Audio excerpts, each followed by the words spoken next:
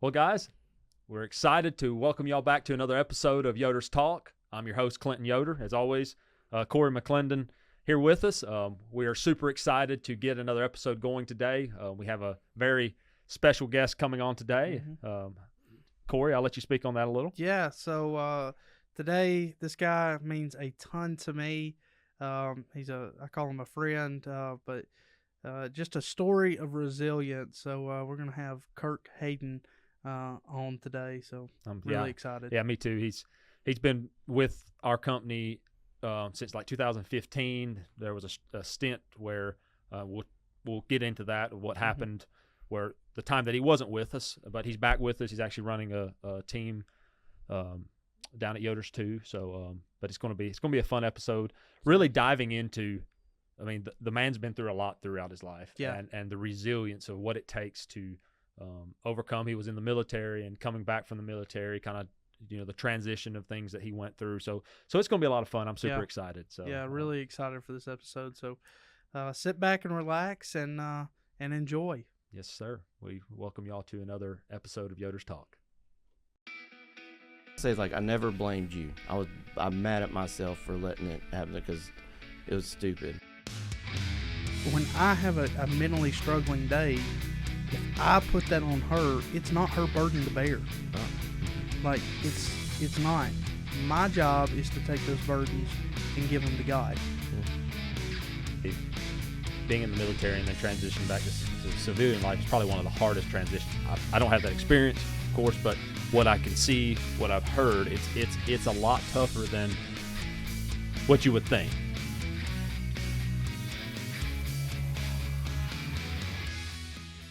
Well, guys, welcome back. We're super excited to welcome our special guest on today, Mr. Kirk Hayden. It's an honor to have you on today.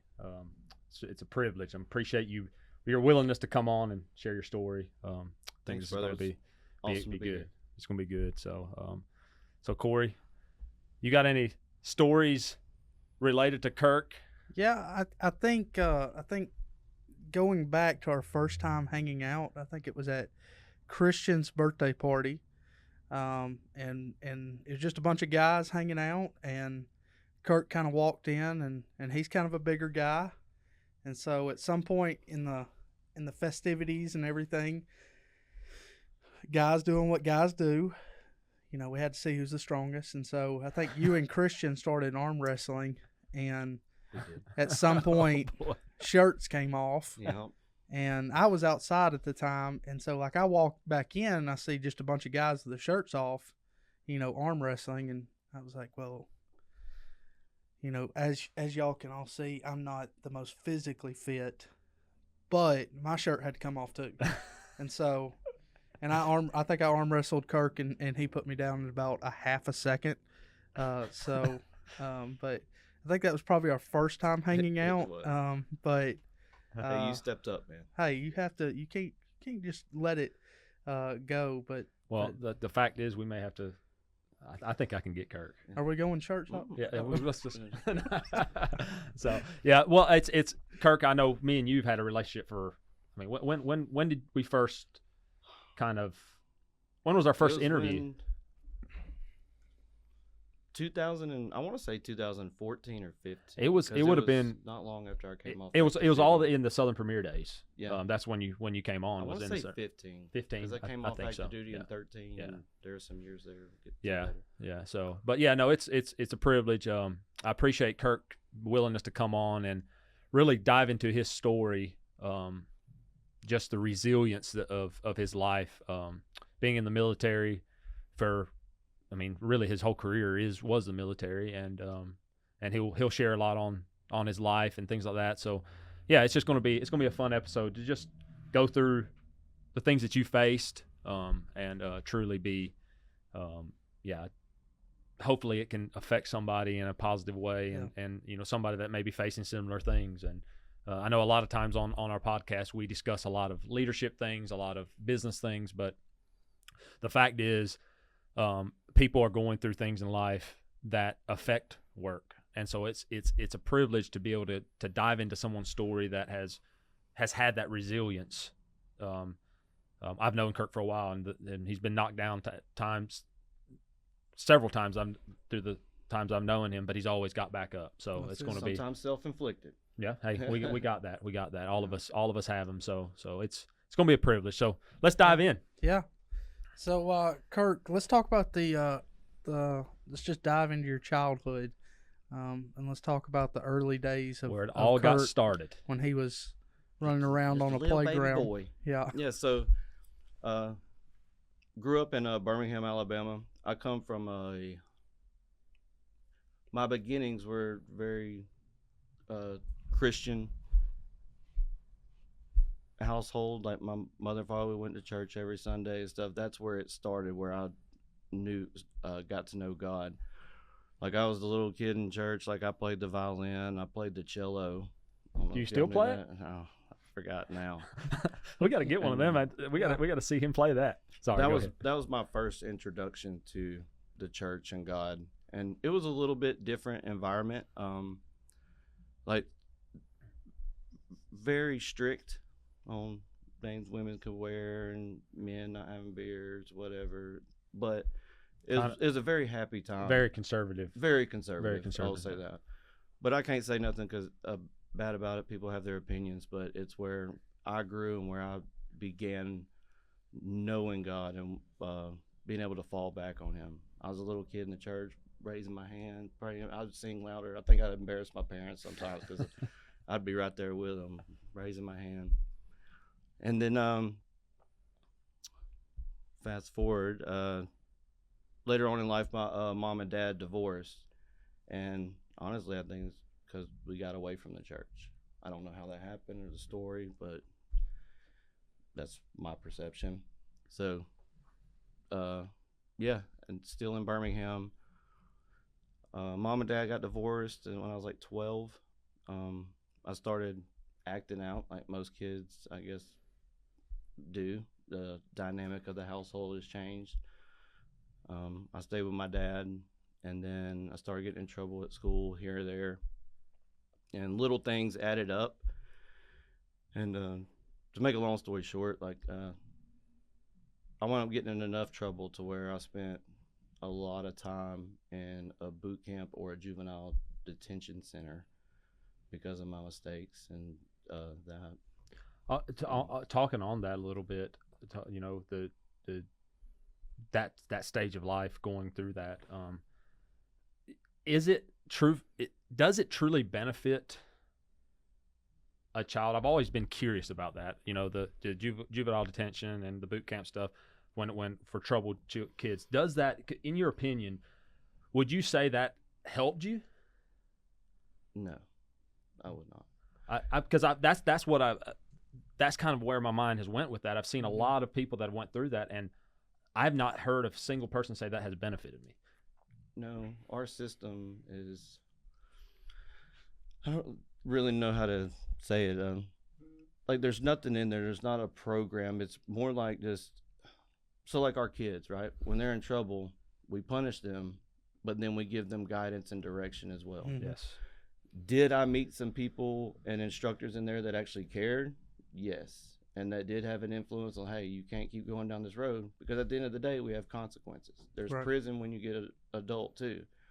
Does that help people, or you just get introduced to more criminals or people like you and just learn better techniques, like to say. But no, it made me kind of bitter, I guess. And then I actually wound up getting kicked out of Jefferson County schools and moved in with my mother and my stepfather, and was doing good there. Got in a little trouble, and then that's when I wound up going away. I know I'm breaking all this up. That's all right. That's good. Wound up going away for about 4 months, and coming back after that, I was honestly done. Like I was ready just to drop out. I was 16. I was just done with school, and I just wanted to do my own thing. I don't know how to explain that, but the only reason I wound up staying in school after I came back from that trip was I had a coach, and he saw something in me that, I guess, I don't know, anybody, if they did see it, they never spoke up and said it. But my history teacher, my coach, he's like, hey, you're a good kid. He's like, why don't you come play football for me? I think it'll do you some good. And I was like, and I trusted him by him coming and talking to me, and I wound up doing it. And then I started playing football, and then everything was good. Like I started making good grades. And in that's proof right there that you needed somebody that gave you a shot, that cared enough to say, hey, this troubled kid is not, we're not letting that define who he's going to be. Yeah. And somebody stepping up, and we talk about lead with purpose, you know, whoever these individuals were that were spoken to your life during that time, that is what we're referring to when we say lead with purpose. Mm-hmm. There's a servant leadership mindset. And kind of backing up to that. So when I got kicked out of Jefferson County schools, once you're expelled, you not supposed to be able to go just transfer to another district. And I went and I talked to the principal with my stepfather, and he said, I'm going to give you a shot. And so kudos to Mr. Burgess for Hansel for giving me the opportunity, because he didn't have to let me come to that school. Mm-hmm. And so I was there, and then I got in a little bit more trouble because I was on probation when I moved to Coleman. Got in some trouble, violated the probation, and then that's when I got sent off for a little while. And that experience showed me that it's not where I wanted to be. Mm-hmm. It's not the life I wanted to go down. And then so I came home, was doing good in school. There was some family issues, alcoholism and things like that. And I'm not going to go into that very much. But long story short, I dropped out and moved back to Birmingham with my father. And as I'm in Birmingham with my father, I wasn't doing nothing. I was going back, hanging with the same people, doing the same thing. And my stepbrother called me, who's always been a great man, godly man. And he called me and he was like, I'm going to paraphrase because I can't say what he actually said. He was like, hey, man, you're not doing crap with your life. And I'm sorry, he was in the National Guard at the time, the infantry unit here in Coleman. And he's like, we go to Iraq next year. He's like, you're not doing anything. I want you to go with me. And I was like, okay. So I joined the National Guard, went, got my GED, and then I graduated basic training in January of 2007, and we deployed we graduated January of 2007. We deployed May of 2007. Oh, wow. Yeah, so it was pretty cool. I was 18. What that experience going through that training, how would you say that affected your life? You know, I know they say it's most times a pretty intense thing, you know. Yeah. Truthfully, how did that affect your life in a sense? I've always thrived, like looking back to like the boot camps and the juvenile detention and everything else. Like I've always thrived in a controlled environment and with structure. And I think we can all relate to that. Yeah, absolutely. Like we need structure, and that's something that I didn't really have. But I've always, when I was in those places, the drill instructor, boot camp, juvenile guards, they always leaned towards me because I just fit in. I would do good, and they're like, "Why are you here?" Yeah, you know. You'd respect them. You would.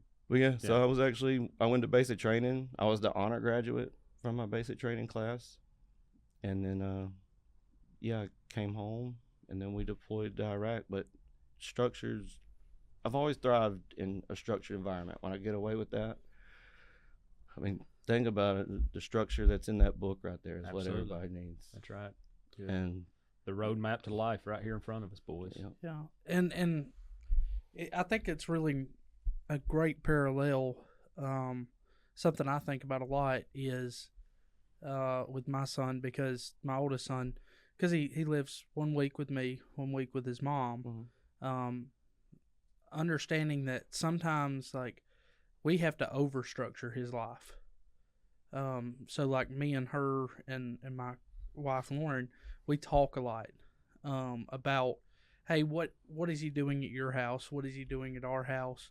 Like things like that. But to kind of make sure that, because I think there is sometimes with split houses and stuff, uh, kids aren't dumb. They'll work the system, and so.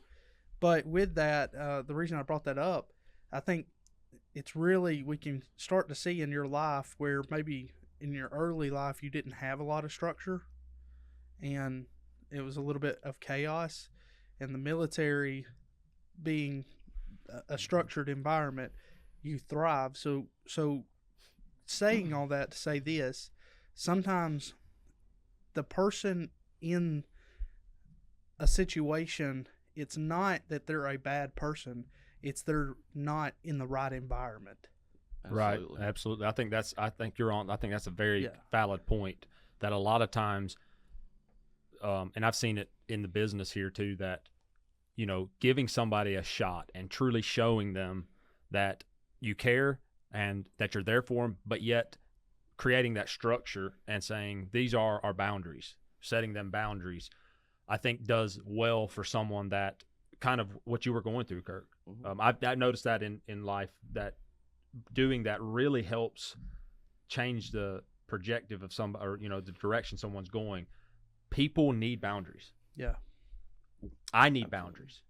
We all need boundaries. And with your childhood growing up and everything, it sounded like there was a lot of uncertainty at times. Yeah, and not sure where, not totally sure. I mean, it was kind of like I was a great. Like I said, I can't say nothing bad about my preteen childhood and church. Mm-hmm. I had structure then. But that's parents divorce, not so much. Yeah. You know what I mean? So, but yeah, absolutely, man. So structure is made. We'll get into it more, but it is. You gotta have it. Yeah. I agree. So, you gotta have rules and limitations in what you're doing. So, so you just deployed to Iraq? Yes. Is that right? Yep. So, talk about, if you want to share just a little bit about what it's like being in that environment in another country. It was. I was excited at first, like most 18-year-old kids, I guess, are going to a war zone. It was a good mission. We did mainly convoy security.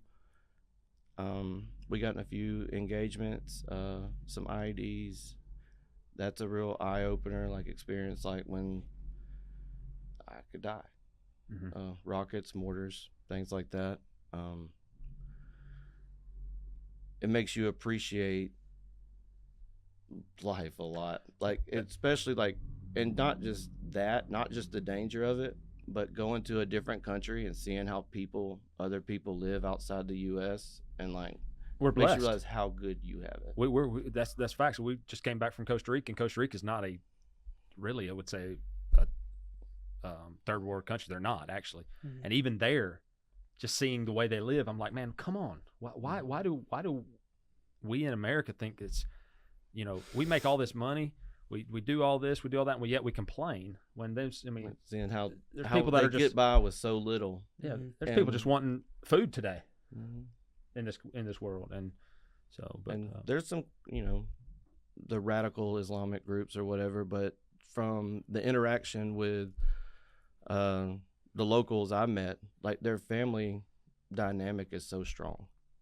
Like father, mother, there's like a set standard and rules, and their family structure is very strong. I respected that. But yeah, I mean, like I said, it was just war. Got in a few engagements, nothing crazy, nothing really to talk about there, but then coming home. Yeah, so being over there, and how long were you deployed the first time? It was like 10 months. I want to say it was the summer of 07 to May of 08. Does it seem like it's a drag, or does it go by quick when you're in war zone? It went by pretty fast. Like our mission set, like we would pick up a convoy at the border of Kuwait, and we would take them to wherever they had to go in Iraq. So you're driving from the very bottom of Iraq, and then some of our guys took convoys all the way to the tip top to Mosul. and Baghdad all around. It was a good mission. Got to see the whole country. It was a good time. It was a great experience. Got to see the ziggurat, which I don't know, you could look that up, but it's supposedly a temple that Abraham, or one of his many sons, built. It's huge. It's like almost like a little pyramid, but it's from there. And then actually getting to be around the Euphrates River, the Tigris River, where you read about in the Bible, like it brings the Bible to life a little bit. Man, it does. Yeah. Yeah, I've heard people say that if you want to experience it, being in Babylon, that's what going to Israel, just any of them places over there, it really, if you're not a believer, it can make you a believer pretty quick because it's pretty accurate. Yes. Yeah. So going on from there, you spent 10 months in Iraq, you were in a war zone, and now we're coming back to a America that is, you realize probably being over there that, man, these guys just are straight up spoiled. Yeah. And the transition back the first time, talk a little on that. I don't think I really realize it now, like hindsight being what it is, because I turned 19 over there. So I'm coming back. I have more money than I've ever had in my pocket before, and I think when I came back, and I was just a baby private then, so I had like 20 grand in the bank. 3 months it was gone. I think the only thing I could actually show for it was some rims. But yeah. But no, coming back and being around it is a culture shock, 100%. But again, I was young. I really didn't pick up on it yet, and I still hadn't learned all my lessons. I thought that because up until then, like, I dropped out of school, joined the Army, did good, deployed, and this is just in the infantry unit, the National Guard up here. So then I'm back to 1 week in a month, 2 weeks out of the summer. What am I doing with my time there? I didn't know what to do. Luckily, I had some good leadership, and when I came home, I started getting on orders, working with like 20 Special Forces group here, and it's just kind of like active duty orders for National Guard guys, like a full-time National Guard thing. But during that time frame, one of the pivotal moments in my life was I came back like a dumb kid and went out partying with some old friends from Birmingham, and one of my best friends was shot right next to me. There was we was at a club, and there was a fight, and so 2 of my friends were actually shot next to me. We're standing 3 in a line. I'm in the middle, and both of them were shot. One of them died. And that was big. Coming back from that, we didn't lose nobody on our deployment. And then going back to God and everything, like, something got a hold of me, like, you're not going to change, because there's no reason I didn't get hit that night. It doesn't even make sense. And but he died, and I was like, I got to make a change. And so that's when the girl I was dating at the time, my ex-wife, kind of fast forward a little bit, that happened, and my platoon sergeant, the readiness NCO up here at Coleman, Tony Clump, it's named after him now. He's a phenomenal leader. He cared more about soldiers than any dude I've ever met. Cared more about his guys, his team. He would go above and beyond, and you knew he cared. He filled out a packet for me to go to Fort Benning, Georgia, to be an air assault instructor. I wouldn't be there if it wasn't for him. I wouldn't have went there if it wasn't for him. And so, like, I knew I needed to make a change, and then I don't know how to explain it. Like, I got back closer to God. Obviously, something that happened, and I'm like, God, I don't want to go out like this. I'm doing stupid stuff. You haven't brought me this far to just let me just mess it up. So, kind of fast forward, like, I get the orders to go to Fort Benning. I tell my girlfriend for a year, hey, let's get married and go be adults, and I'll take care of us. And then so we I got married, moved to Fort Benning, and was there for 2009 to 2013. And there was an Afghanistan deployment in there. Trying to think of the highlights of that. I was an air assault instructor there, so taught people how to hook up to helicopters and rappel out of helicopters. It was also an airborne unit. I'm terrified of heights. Yeah. Uh, I know that for a fact. But it was, yeah. Yeah. But yeah, so we got down there, and I was still young, man, and stupid. Like, you make decisions based off, and I was like, I knew I don't want to just shack up with a girl. I want to do what God said. I want to get married. So we did that, the right thing, but I still wasn't mature enough. Yeah. I was not. It's just like, honestly, just like if we're honest, just like any young man that Yeah. thinks he has it figured out. Yeah. And got to go through. Yeah. I'm with you. I think there should be a mandatory, like, you The gotta training. be like 26 to 20 to 30 before Yeah. you can even talk about being married. Talking now, let's fast forward just a little bit. So you're in the military. You said how many years was so far? 18? 18 years. So I so got like 7 active. yeah, and I don't want to skip something, but kind of going on through this. Jumping forward.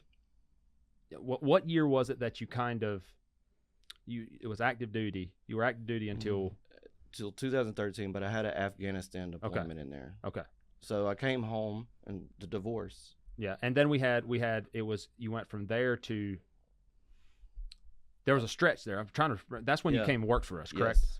From 13 to. Well, I came a little bit later, so I'll go through it pretty quickly because I was on time. Was at Fort Benning. Was a young kid, whatever. Did a deployment to Afghanistan from 12 to 13, and when I came back, I'm not gonna sit here and lie to you. I was not a good husband. I didn't know what I was doing. Whatever. Went to counseling. Ex-wife. We got divorced. We went to counseling. Tried it out. So on, and we had a daughter in between that time while I was at Fort Benning. My oldest daughter, Hallie. And then so we got divorced. I wound up moving back to. I think I moved to Mobile with my mom.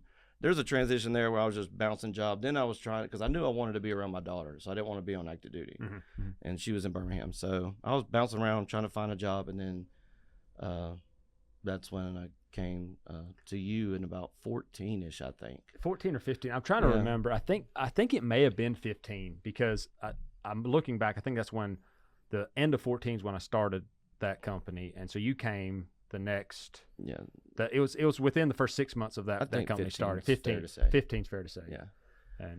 And yeah, so I come to work for you, and you teach me all about the barn hauling. Well, and the fact is, I'll just say, let's be real here.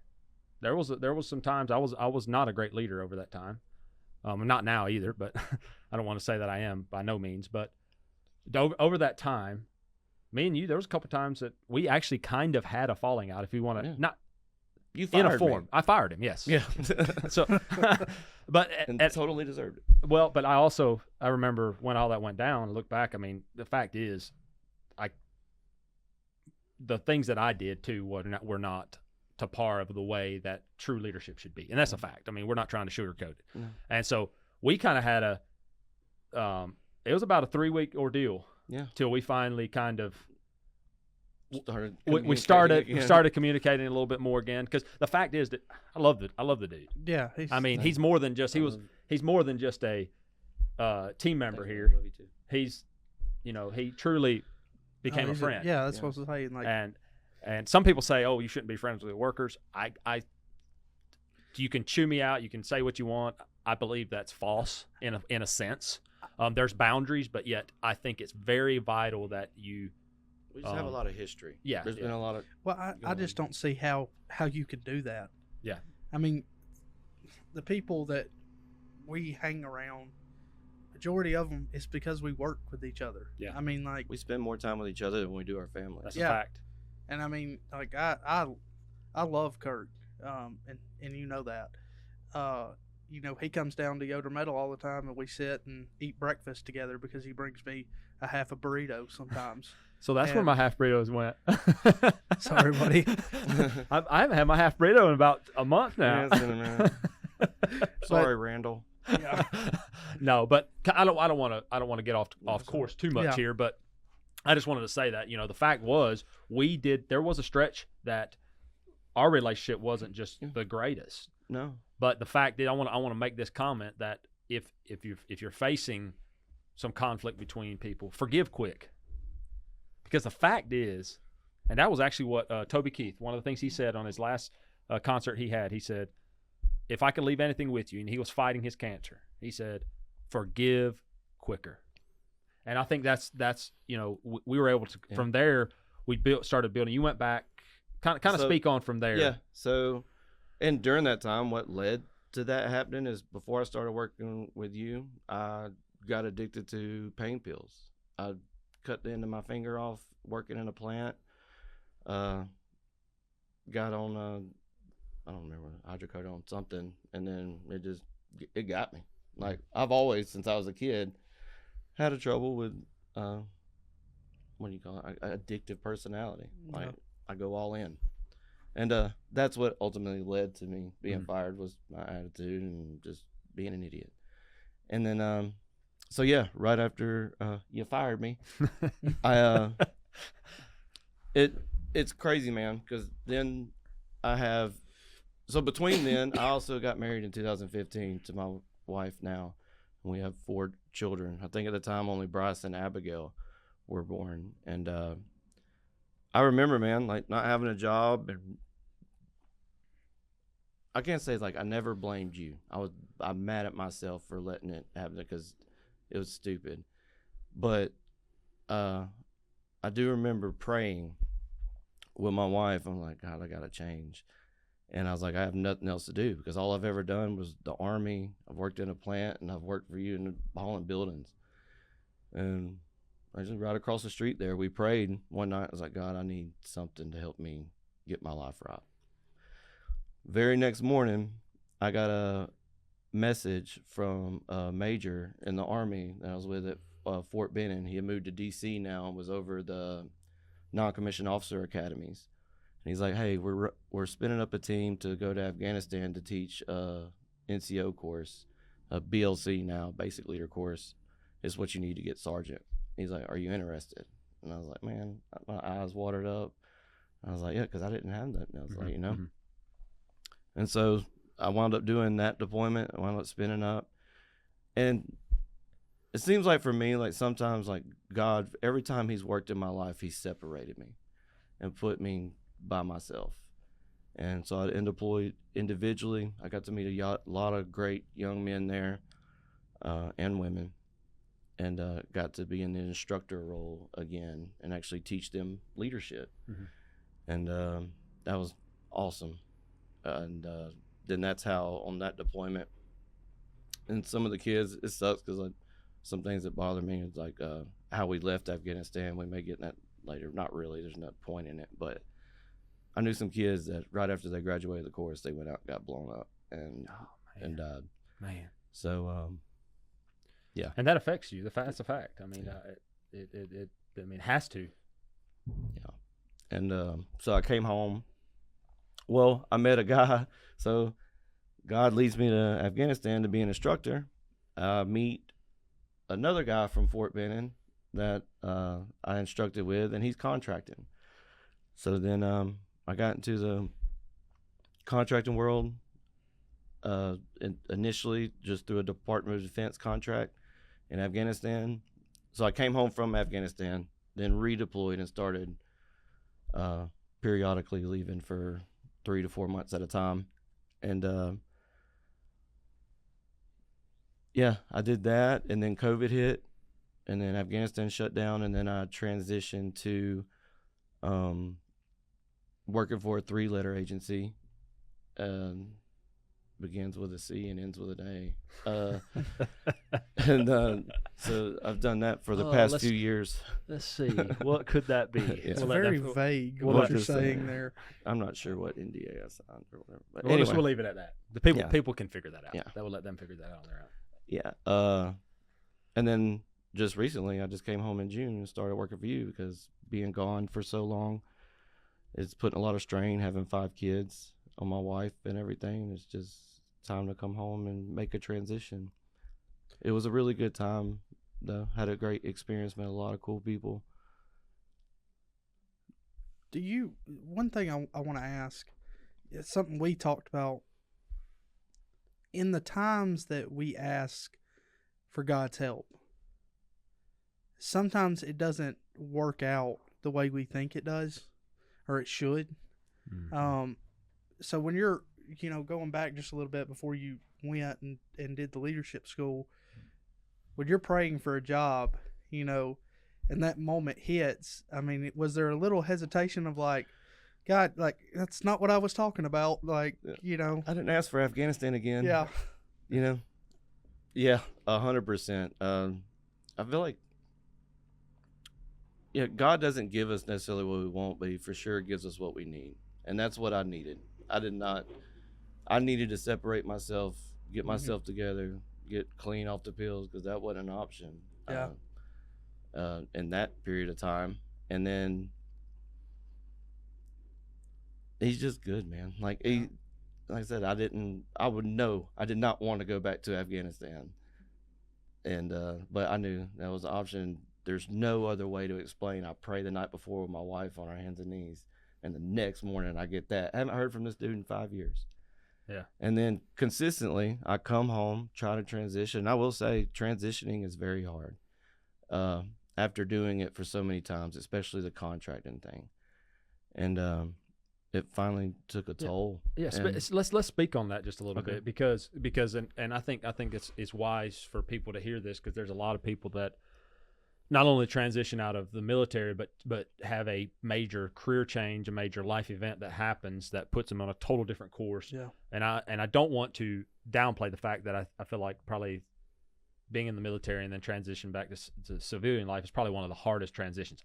I don't have that experience, of course, but what I can see, what I've heard, it's a lot tougher than what you would think. So speak on that a little bit. Coming back, you met with me about a position here because you knew you wanted to be here for your family, be more local, so you can lead your family and so forth. Yeah.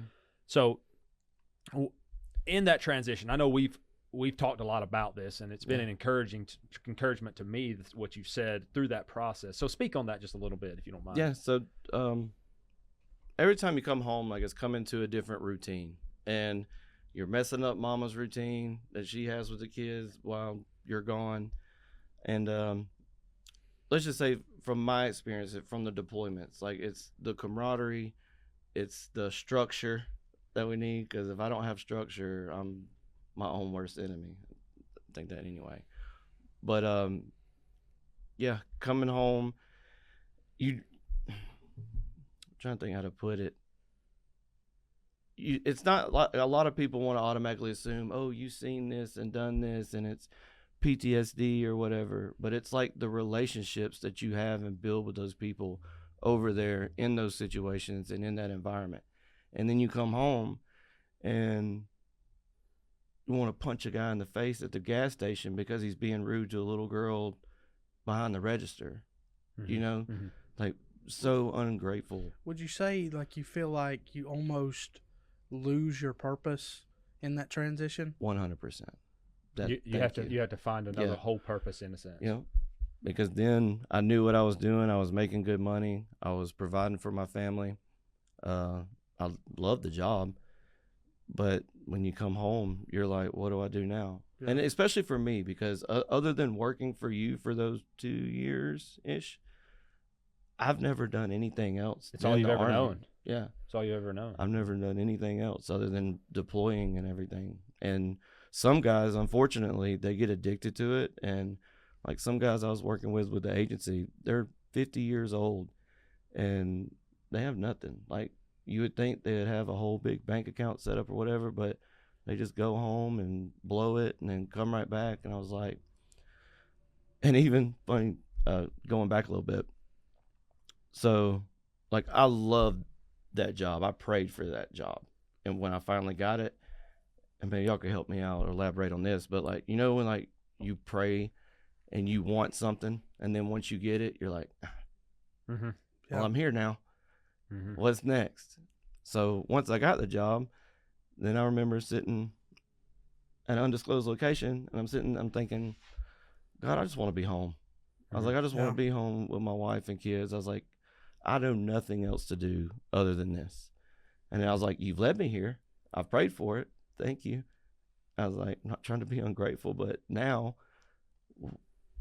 please, please provide me a way to get home. And then when I come home, go ahead. No, I was just gonna say, like, sometimes when we're in the middle of a situation that we prayed for, and we're so addicted to what's next.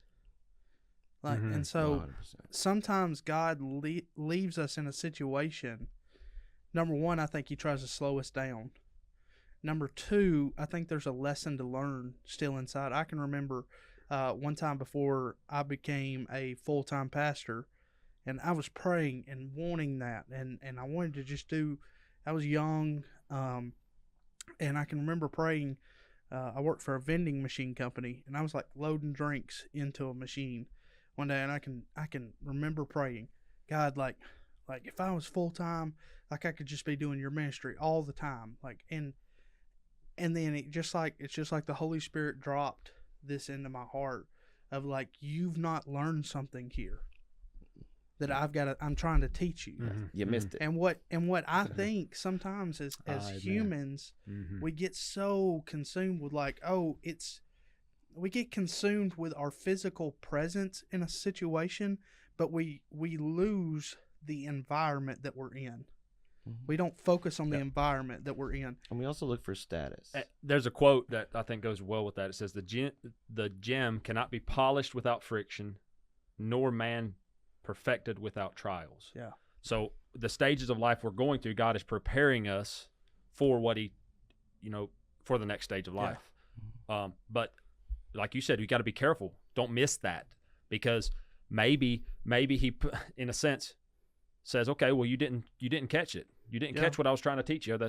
So now we're going to have to do something a little different here. Well, or you may go into something a little unprepared. Yeah, and think about it because I think it's easier for me sometimes to look at God and my relationship with Him through my eyes and Jeremiah's eyes or Wiley's eyes. There are times when we will, take for instance, I don't do this to my kids because I just don't think it's productive, but there are times when I was a kid that I would have to sit at the dinner room table until I finished my peas or whatever, and I hate peas. Okay? So we'd sit there. Yeah. There are times in our life where God's going to make us sit at the dinner room table until we catch the lesson that He's trying to get to us. Like for me in that situation, He was trying to get me to catch that ministry is not just a position. Ministry is happening while you're loading Cokes into a vending machine and somebody comes and interacts with you. It's at the gas station telling some of your stories, saying, I know Pastor Malcolm Temple, he's when you see someone at a gas station or at a restaurant, hey, where you get to go to church at? Yeah. Don't say, hey, do you go to church? Hey, where you get to go to church at? Invite them. You got time? Let me tell you my story. Let me tell you my life before Jesus and my life after Jesus, since Jesus is coming to my life. And it's so awesome that God already knows the mistakes we're going to make. Yeah.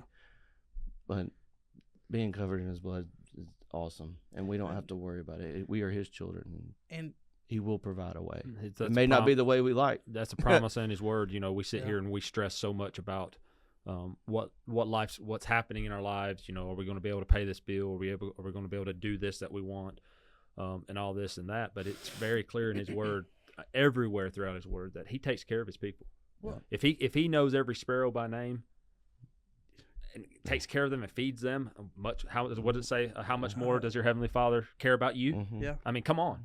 But yet we worry. doubt. Don't worry about tomorrow. Tomorrow has its own problems. It doesn't mean plan. Some people like to take that and be like, well, we ain't going to plan for nothing. And there's that misused verse I've heard a lot. God won't give you more than you can handle. No. He will give you more than you can handle. That's not what it says. He'll give you more than you can handle so that you have to lean on Him to accomplish it. And then it's His glory. And that's in the form of temptation. He's referring to temptations in that verse, that He will not give us temptations above what we're able to handle. Yeah. Through Him. Yeah, through Him. That's the key. Yeah.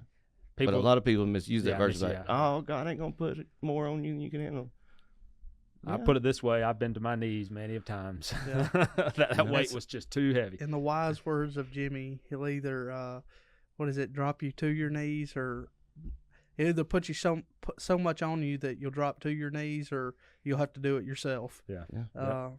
But that's 100%. I think in your, because now that you've started work, we've been working together since you've been back and stuff. There are days that you do come in, and I can tell just because of our relationship that you're having a rough day, say transitioning. Yeah. That's something that I think a lot of people don't realize is just because you have 2 or 3 weeks doesn't mean you can't have a bad day. Yeah. And, I try to be sensitive to that. And just because I love you and I'm looking for that so I can make sure you're okay. And I've even sat in the office with Clinton since I've been back and cried.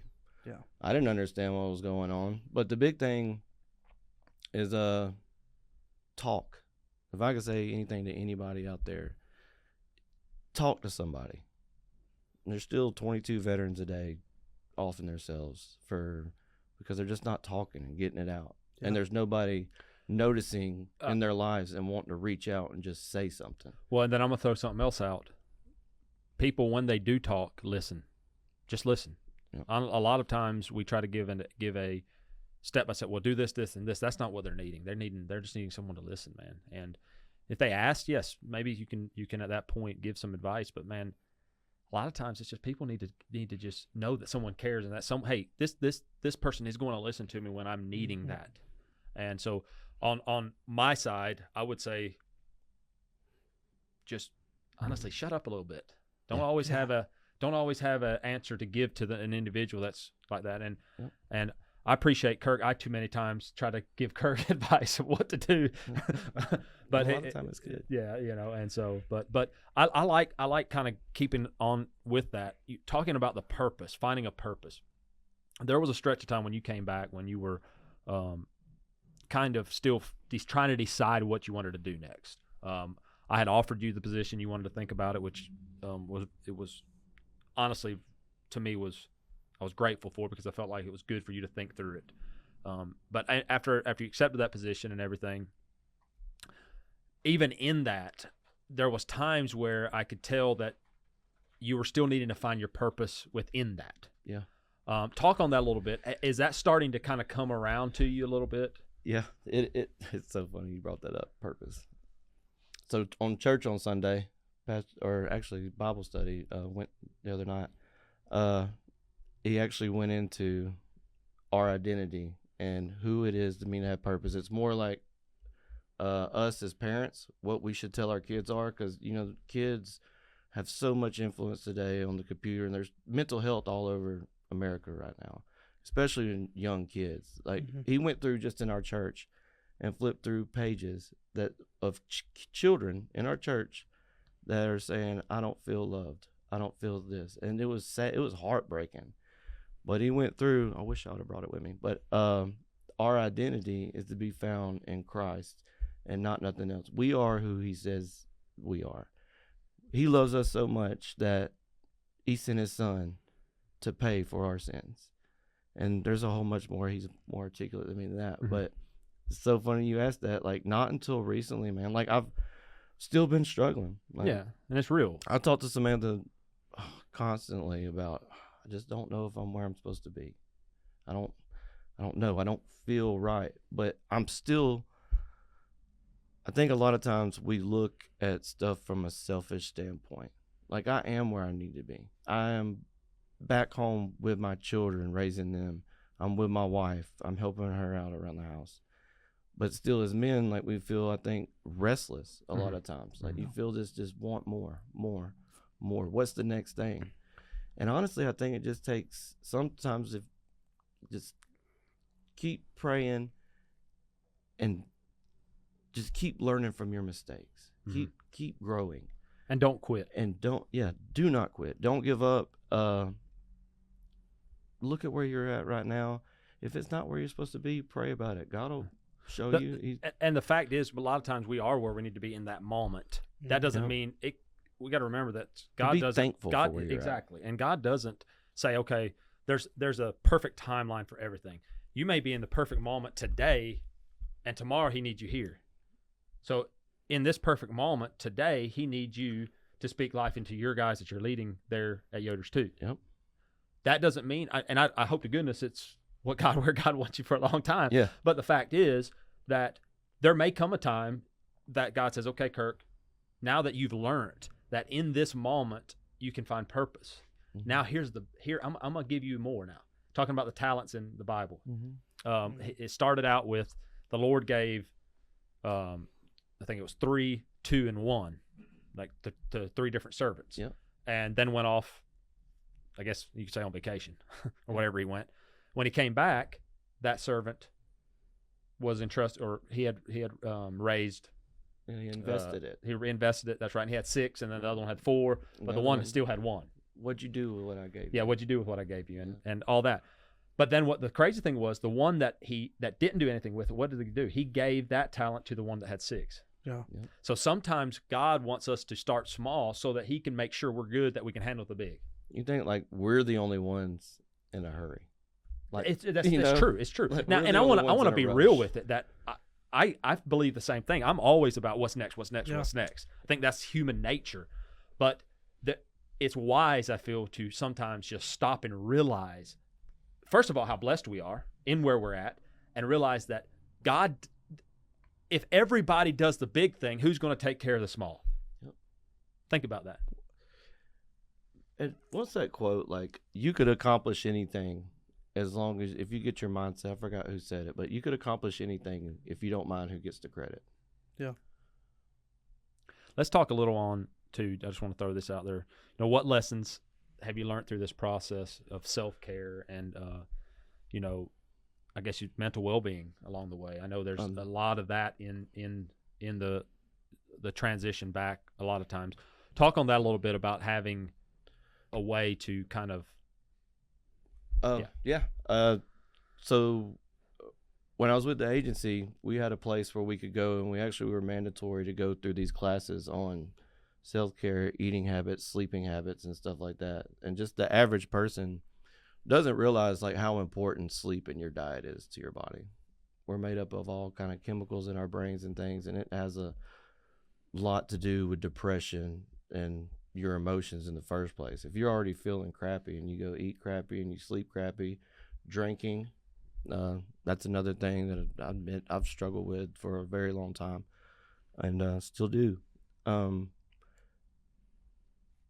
Self-care, one, get in a good church and be around. Don't forsake the gathering of yourselves with other people who you surround yourself around. I'd say I would not have as much growth right now if I had not come back here and worked around you guys. I know that 100%. Well, that's thank you for the kind words, but I mean the fact is the good Lord is the center of it. So, and that's the thing: surround yourself with good people. Eat, get sleep, and just stay away from negative thinking. Quit looking in the past. And I struggle with it every day. I'm not saying I have it together at all, not even close. But let go of the past and look at where God's trying to lead you, where you're at now. Don't worry about yesterday. It's over. Yeah. Learn from what you don't like about yesterday. Fix it today. And then just stay consistent every day doing that over and over again. Discipline. Yeah, consistency and making sure that you every day get back up, because I can see it for someone transitioning that it's a daily, it's an hourly, it's a minute by minute process. Yeah. It's not something that there's not a switch you can flip. And I would probably also say this, that it's probably not the same for everyone. There's probably a different and I think way. The only reason I've worked through it so much is because I actually came out and talked. Yeah. So many people want to be big, bad, tough, and it may be something that they were taught growing up. Like how many times like you hear like, hey, well, keep your feelings to yourself. You're a man, suck it up, handle it. It's the wrong answer. Yeah. We have created America where men are not allowed to be emotional, where men are not allowed to, the generation before us and before that, think it was over all the wars and stuff. It was Yeah. you had to be okay all the time. Yeah. I mentioned this recently to someone. I said, I feel like in my life, I feel like Clinton can't be not okay. Clinton has to be okay all the time. That's just it feels that way at times. Well, and that's not the way it should be. Like, the fact is, I'm gonna have struggles. You're gonna have struggles, Kirk. You're gonna have struggles, Corey. And it's real. And sometimes it's okay to say, God, I'm not okay right now. yeah, me and my wife had this conversation a couple of weeks ago, and like I think she didn't really understand what I was saying when I was like, when I have a tough day, I can't dump that on you. Mm-hmm. And so like I had to break it down for her and like help her understand that like our family dynamic is it's God at the top, then it's me, then it's my wife, then it's our kids. Like, so when I have a mentally struggling day, if I put that on her, it's not her burden to bear. Right. Mm-hmm. Like, it's not. My job is to take those burdens and give them to God. Mm-hmm. Just like my wife, when she, and I'm not saying that men are more valuable than women. I'm not saying that at all. I'm saying that is how the Bible structures the family. And men and women are equal in value, but they are not the same. Yeah. And so when my wife has struggles and stresses, it's her job to give them to me. Mm-hmm. And it's my job to then take those struggles and Give them to God, really. give them to God, and which she's doing that herself too. But like I had to break it down and be like, hey, when you're stressed out about money or stressed out about something, you wouldn't go to Jeremiah and be like, hey, son, I'm stressed out about this, would you? She's like, well, of course not. Like, Right. But like understanding that structure is so important that like men, like, And we that are gets so taught much that. kickback now too. Like, men are over women. It's not that. It's we're built different. Women are nurturers. Your wife is nurtured. We have more responsibility as men, and even some men abuse that Yeah. of being head of the household. Oh, absolutely. Yes. He says that you're supposed to love your wife as Christ loved the church, yeah. which he died for. Yeah. So you got a big responsibility as a man. It's not being Don't a boss. don't be a bully husband. Yeah. Yeah. Like it's Do like what I say, care woman. so much about my wife's opinion that, she can give me insight on a situation. It can totally change my perspective.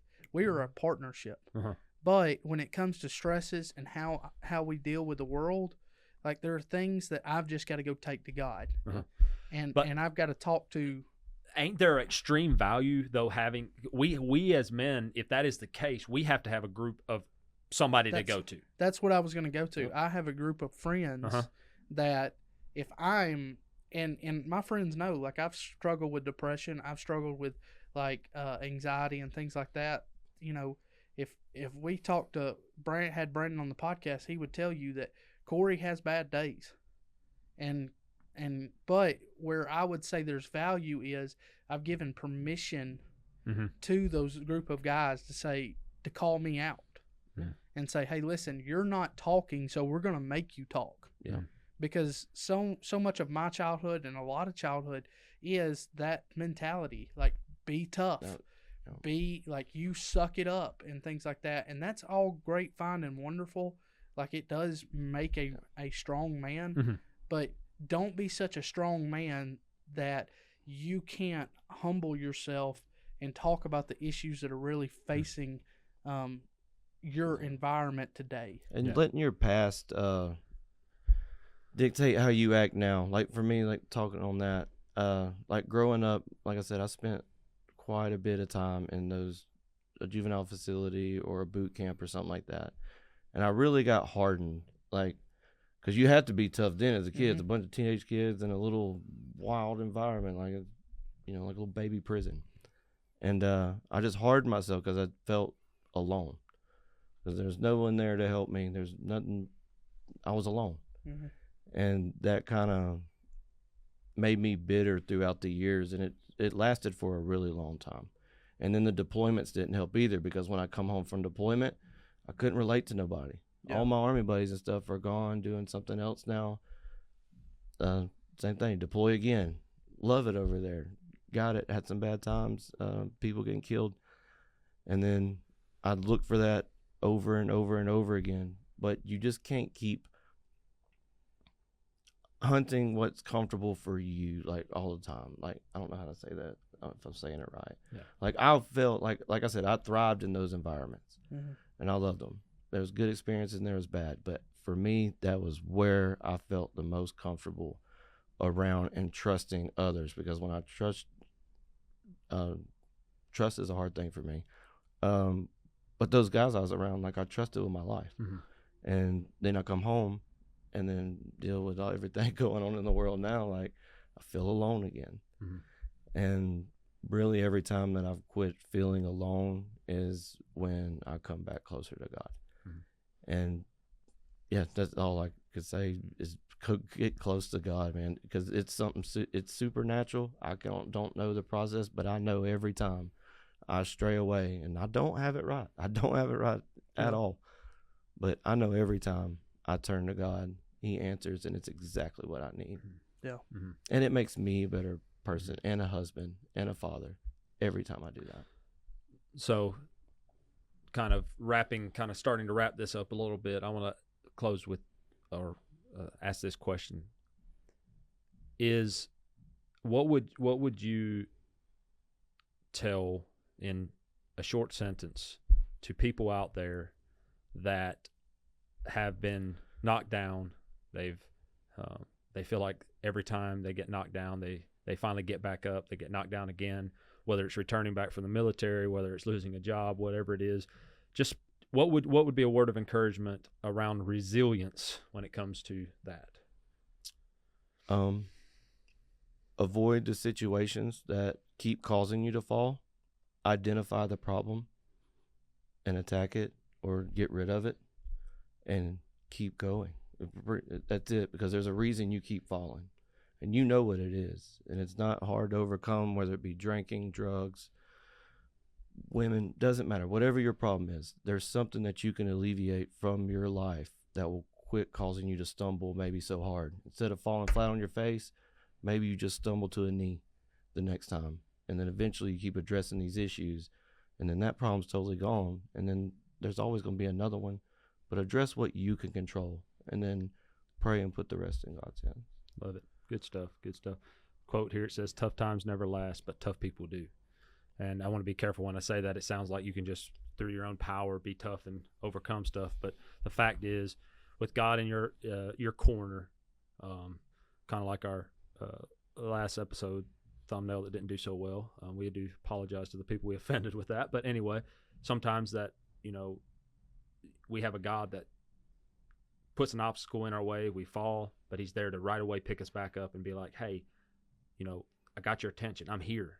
I'm here. And just rely on me, and it's going to get through. So Kirk, I appreciate you sharing that. It gives me I love it. I feel that it's kind of given me a sense of,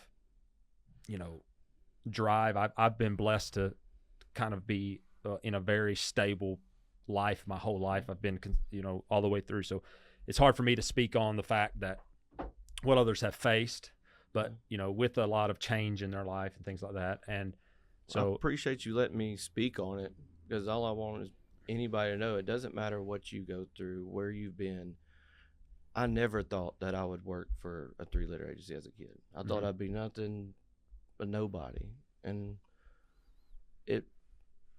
just keep going, man. Yeah. You could get up, just do it again. Believe in yourself and read the word and learn what God says about you, not the world. Mm-hmm. The Bible says the successful man falls 7 times, but he keeps getting back up. Amen. Right.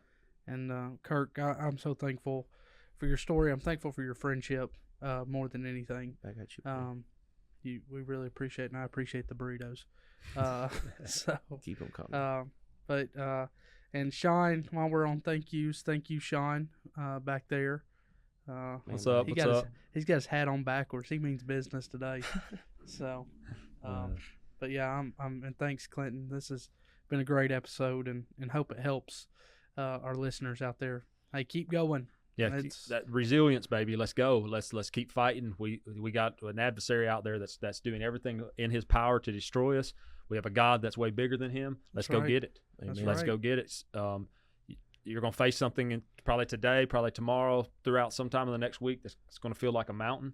But remember, we have a God that sees over it. That's right. And knows what's on the other side. And all he's asking us to do is put one step in front of the other and trust him with the path we're on. So thank you, Kirk. I really do appreciate you. Thank y'all. You coming on. Much. Glad to be here. All right, so let's transition now into read of the week. Yeah. Corey, it's your turn. So we'll let you speak on what you got. So I've got Talking to Strangers here by Malcolm Gladwell. What we should know about the people we don't know. And this book is great. I started reading it because I'm transitioning into sales. So it really talks a lot about the misconceptions that we get when we first kind of meet people, and talks about kind of here's how to pick up on social cues, here's how to pick up on things, and then also how we don't give people that we just meet the same grace we give ourselves. Mm-hmm. So I really appreciate this book. It's a great read if you're around a lot of people and trying to kind of get a gauge on them. So #1 national bestseller. I actually have it. I haven't read it yet, so it sounds interesting. I'm not all the way done with it. I'm not gonna lie to you, but it is something I'm working through. I've got like 5 books I'm reading, and they're all starting to come together. How'd you find into that? one. To be honest, I was walking through Target one day on me and my wife's mini trips to Target, where I'm walking around, losing my mind and trying to put stuff back and out of the buggy, so that we can have food. And I walked through there and I saw that book and I said, I knew the name Malcolm Gladwell, and I started looking over it a little bit and ended up picking it up. So great read. It's a really awesome book. Good stuff. And always remember that we share it every time. Read, guys. Come on. Yep. There's so much knowledge out there. And what are we doing sitting there? Well, I guess I was going to say sitting there on YouTube, but I guess that's what you're doing right now. I'm gonna get a shirt made, and it's probably copyrighted, but leaders are readers. Leaders are readers. I like like that. That's actually really good. I like that. So all right. Well, let's we're gonna close this thing down again, Kirk. I really appreciate you coming on. Stay the fight. Let's your resilience, truly is, I guess you could say a beacon of hope for me, in a sense, in this crazy world that people give up so quickly. And thank you for being here, both of you, for being here with me through it. Yeah, absolutely. All right, guys. Well, I appreciate y'all watching us today, and we look forward to seeing you back on the next episode. Thank y'all. Thanks. Thank you guys so much for going on this journey with us. If you've enjoyed today's episode, please subscribe and also take a look at our past content. Thank you so much. Your support means the world to us. And remember, keep watching, keep learning, and always lead with a purpose.